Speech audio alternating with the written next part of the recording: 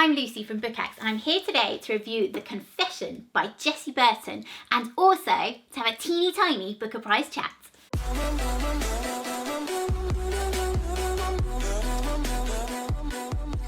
The main reason that I am here today is to review this one, Jessie Burton's The Confession. I'll get to that in a minute. Little spoiler, really quite liked it. It's a good one.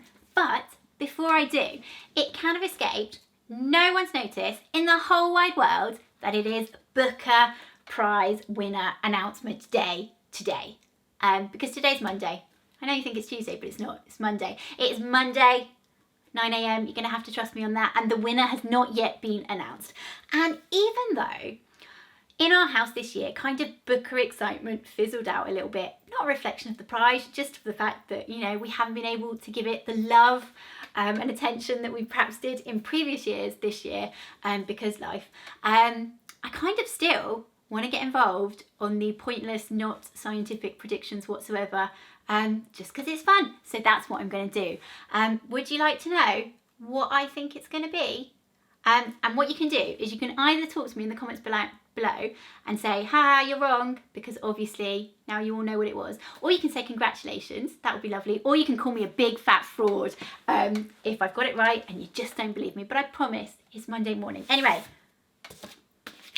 I don't think this one's going to win. I've totally stuffed that up, haven't I? I would like this one to win, Girl, Woman, Other by Bernardine Evaristo. I just thought it was really beautiful, really ambitious, really different. And I just thought it was captivating from cover to cover. Really, really liked it. However, spoiled it for myself, didn't I?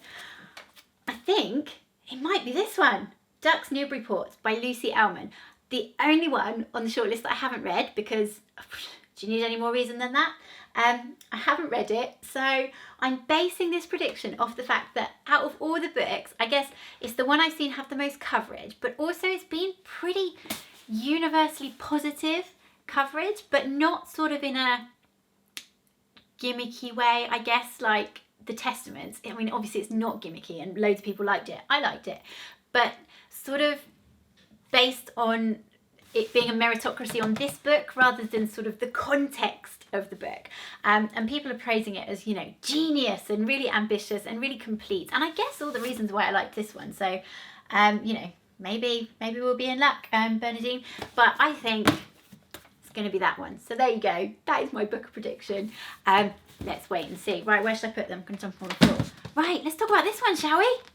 Jessie Burton's The Confession. This is Jessie Burton's third novel for adults. She has written one for children, which I haven't read, but I have read her other two adult novels. The first was The Miniaturist, which totally captured my imagination.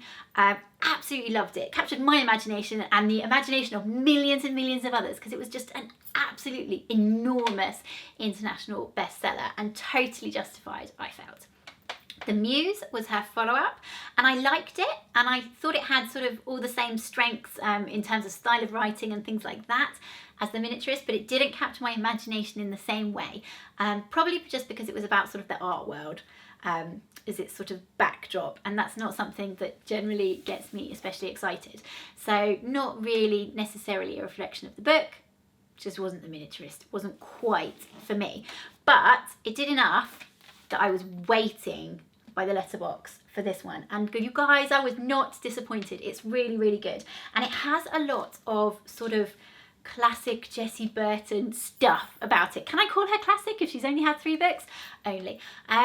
Anyway, it's kind of classic Jessie Burton in terms of style, but I also felt it was like a progression as well on the other 2 novels, like more mature in a way, and more refined and sort of more confident, I think, as well. It sort of didn't rely on high stakes action in the way that perhaps the other 2 did on occasion, Spanish Civil War, but that wasn't a criticism, that was the bit of the book that I really quite liked. But this one sort of is quieter and just more assured and just relies on the characters being fabulous and the themes and the questions that it raises being fabulous to pull you through a slower, sort of more sedate plot in many ways.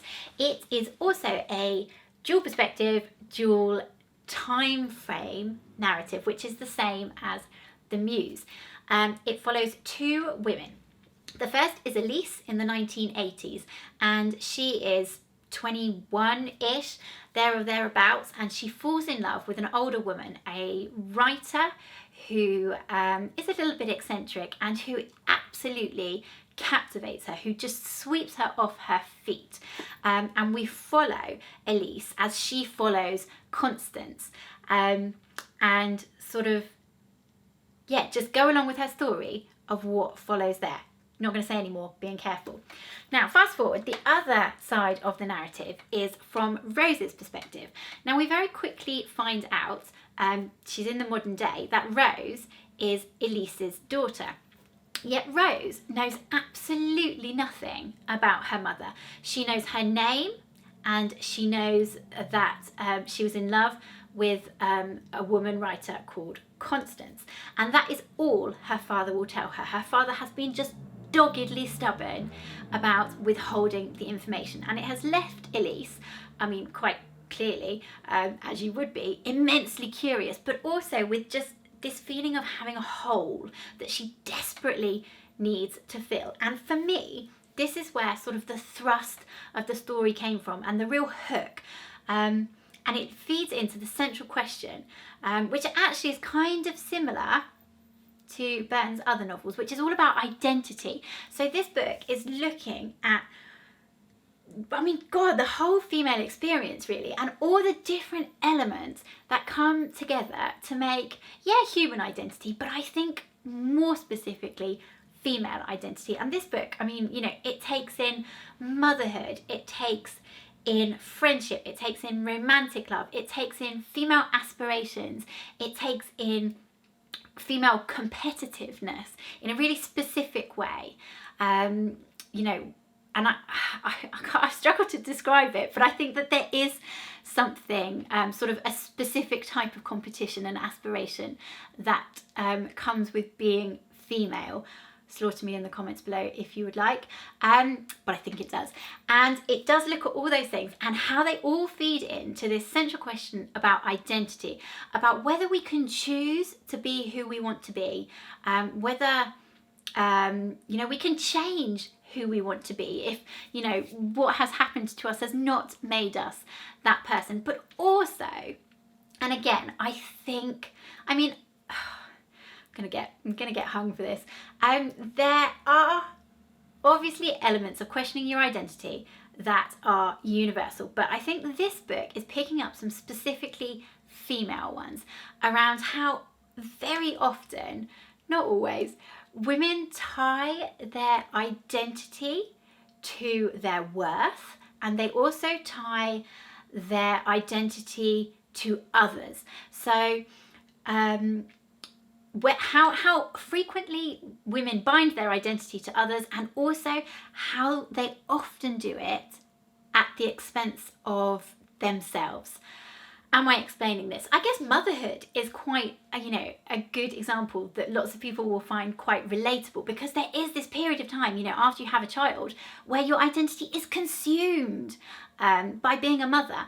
Absolutely. Yeah, that's a good example. And, you know, I think not for everybody, but over time, you know, it comes back and you sort of find a new identity and a new balance. But very often, in many different ways, women bind their identity to other people at the expense of themselves, and how that affects you. And that, I think, is what this book is talking about. And I think a lot of people will find it immensely relatable. And it's talked about in a really thoughtful, empathetic, gentle but wise way, I think. I really loved the tone of voice, and I loved the way that it was filtered through the characters, and different elements of the question sort of belonged to different people in different times, and yet they came together to form this sort of comprehensive whole, because the women who are featured, and it is almost entirely a cast of women, the men are very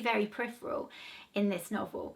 The women sort of each have their flaws and their strengths, and they're just so rounded, and they each sort of represent like different conflicting elements of female identity, and I really liked that. I liked it a lot. I got to the end and I just sort of wanted to read it straight away again. Did I just say that?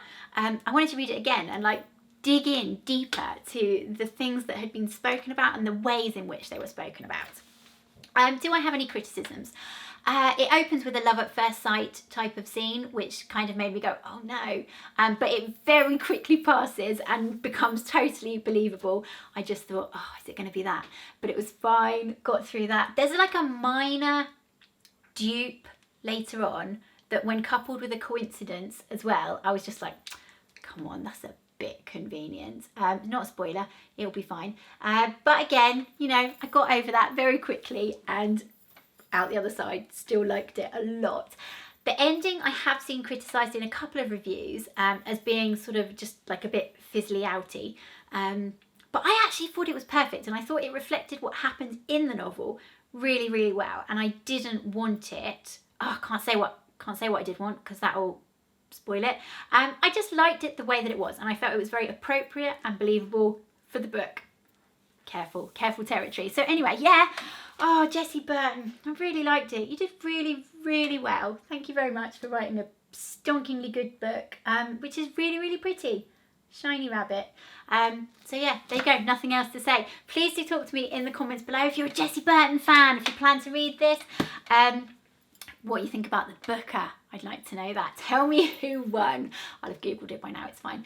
And that's it. Hope you're having a lovely week reading something fabulous, and I'll see you soon. Bye.